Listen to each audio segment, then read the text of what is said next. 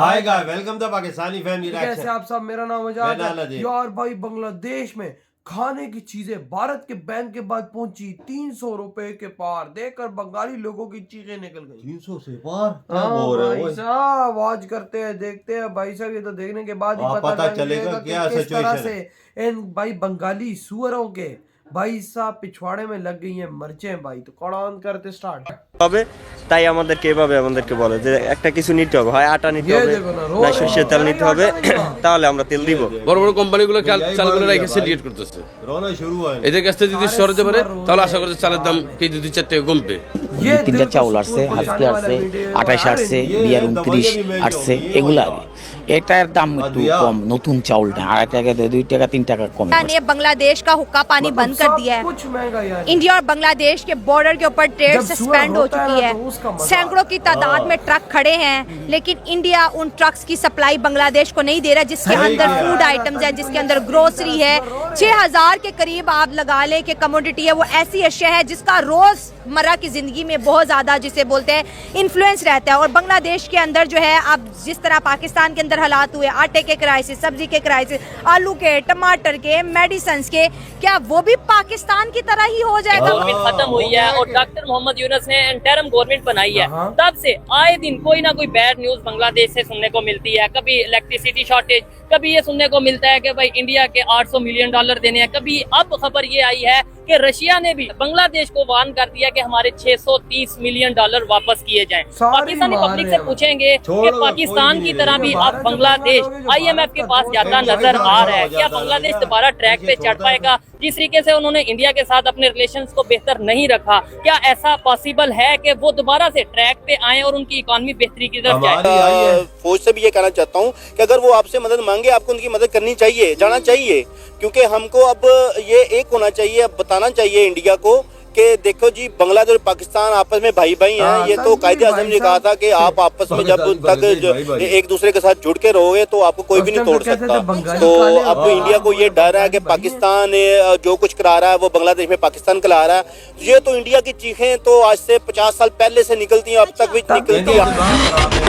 दोस्तों, शुरू के आप सभी ने वीडियो देखे जहां पर बांग्लादेश की जो जनता है वो अब आटे, चावल और दाल को लेकर तड़प रही है। उनका कहना है कि दुकानदारों के पास खुद 2 से 3 कट्टे चावल ही बचे हैं, दाल है नहीं और हमें तेल भी नहीं मिल रहा है, क्योंकि सप्लाई हमारे पास आ नहीं रही है, जिसके कारण से अब हमें या तो ये सामान मिल नहीं रहा है या फिर मिल रहा है तो तिगने दामों के अंदर मिल रहा है, जिससे अब हमारे यहाँ पर खाने पीने की चीजों की कमी हो गई।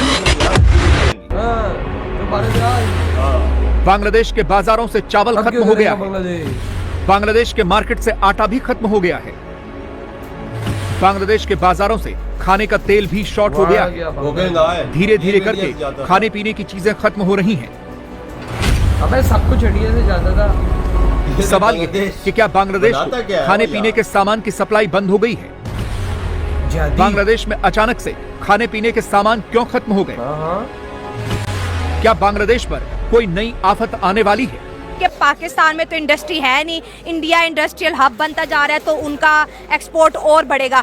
बॉर्डर पे इंडिया ने ट्रेड बांग्लादेश के साथ सस्पेंड कर दिया, बांग्लादेश का दाना पानी बंद कर दिया। अब क्या कहेंगे? इसके ऊपर मैं ये कहना चाहूँगा कि भारत का ये बहुत बड़ा डिप्लोमेटिक और बहुत बड़ा पॉलिटिकल फेलियर है। अच्छा, ठीक है, फेलियर है वो इस तरीके से क्योंकि भारत की बहुत ज़्यादा ट्रेड जो थी वो बांग्लादेश से हो रही थी, जो कि अब सस्पेंड हो चुकी है, जिसका भारत को डेफिनेटली नुकसान होगा। लेकिन नुकसान इस हद तक नहीं होगा जिस तरह पाकिस्तान में आप कह रही है कि टमाटर बहुत ज़्यादा महंगे और आलू बहुत ज़्यादा महंगे। देखिए, भारत की जो इकोनॉमिक सुपर हब है, वो पावर हाउस है इकोनॉमिक, ठीक है, तो उसको उतना जिसको कहते हैं ना को प्रॉब्लम्स फेस नहीं करनी पड़ेगी। सो मेरे नज़दीक जो है ये भारत का एक बहुत बड़ा फेलियर है और पाकिस्तान को एक इसके अंदर ये एज है कि पाकिस्तान अपने डिप्लोमेटिक टाइज बांग्लादेश के साथ बेहतर कर सकता है।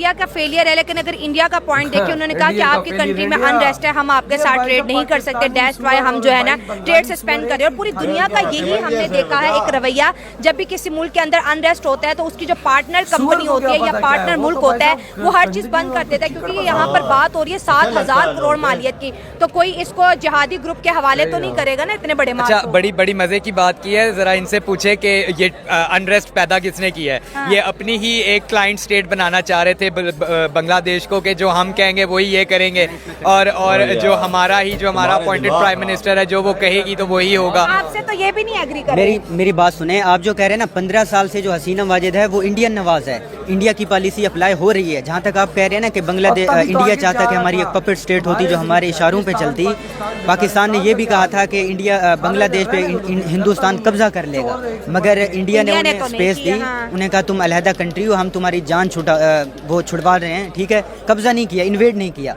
अब भी उनका था कि उनकी अपनी ही मर्जी की हुकूमत थी। इसमें क्या है कि जमात इस्लामी का जो लिंक है वो हमारी ISI से है, ठीक है, तो इसमें इंडिया के क्लेम ये आ रहे हैं कि इसमें ISI और पाकिस्तान इन्वॉल्व था, ठीक है। और वैसे अगर इंटरनेशनल सतह पे देखा जाए तो अमेरिका ने पाकिस्तान से अड्डे मांगे थे और इमरान खान ने इनकार किया तो वो हट गए। मतलब और इस इसके तरह पीछे भी अमेरिका ने US हाँ बांग्लादेश से भी अड्डे मांगे। और एक और भी बात कही जा रही है कि म्यांमार और बांग्लादेश के दरमियान एक क्रिश्चियन कंट्री छोटा सा वो किया जाएगा ताकि चाइना को कंटेन किया जाए और वहाँ पे बहरी बेड़े हों और ये चीज़ें। और वो जिस तरीके से भारत के साथ रिलेशनशिप अपने खराब कर रही है, दिन ब दिन अजीब किस्म के बयान दे रहे हैं, माइनॉरिटीज के जो हालात है और रेडिकलाइजेशन की तरफ जिस तरीके से वो अपना मुंह उन्होंने कर लिया है, उसमें इकॉनमी तो ठीक नहीं होगी, उसमें बिल्कुल ठीक नहीं। बल्कि कॉटन का बिजनेस जो कराची से ढाका गया था वो ढाका से अब भारत जा रहा है। हाँ। इसमें कोई अकलमंदी नहीं है। और दूसरा, उन्हें ये नहीं पता कि यहाँ पे डोनाल्ड ट्रंप साहब आ चुके हैं और उनके जो दोस्त हैं बिल क्लिंटन और जो बाइडन वो तो चले गए और इन्होंने हिलरी क्लिंटन को बहुत पैसे दिए थे, सपोर्ट दिए थे, डोनाल्ड ट्रंप साहब उस बात को भूले नहीं है।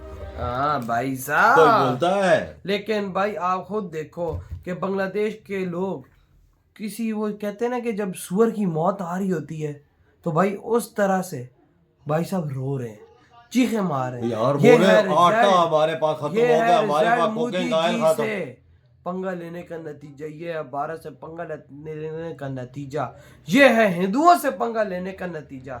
ले लिया ना बदला, तुम जैसे सुअरों को कुत्ते की तरह वहां पर रोना पड़ रहा है कि हमारे पास आटा नहीं है, सब कुछ महंगा हो रहा है। भाई साहब भारत ने सब पे रोक लगा के तुम्हारे साथ जो हाल किया ना, यकीन मानो इसे तो अभी और महंगा होना है, सब्र करो। जब तुम्हारे देश में कहीं से कुछ आएगा नहीं तो भाई साहब और चीज महंगी होगी।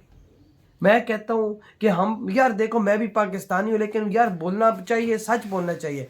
हम पाकिस्तानी और बंगाली खुदा की कसम सूरों से कम नहीं है। मतलब पीठ पीछे छुरा मारते हुए हम बंगाली और पाकिस्तानी हाँ पीछे बिल्कुल वजह, ये बात तुम्हारी बिल्कुल मैं एग्री करता हूँ, सही है। ये एक ताली के चट्टे हैं, एक थाली के, ये दोनों एक जैसे। क्योंकि कायद-ए-आज़म ने अलग किया उस टाइम, खून एक ही है दोनों में, जिहादिस्तान का। तो भाई सब चाहे हम हो चाहे बंगाली हो, खून जिहादियों का ही है, खून गजवा हिंद का ही है, खून हिंदुओं की खिलाफत का ही है। तो इस खून को तुम हिंदू ही ठंडा कर सकते हो, बदले में और कोई नहीं कर सकता। जो कि भाई आप लोगों ने किया, हम पाकिस्तानियों को तो तुम लोगों ने ऐसा ठंडा किया कि आज हम पाकिस्तानी तुम्हारे आगे कुछ कर भी नहीं सकते।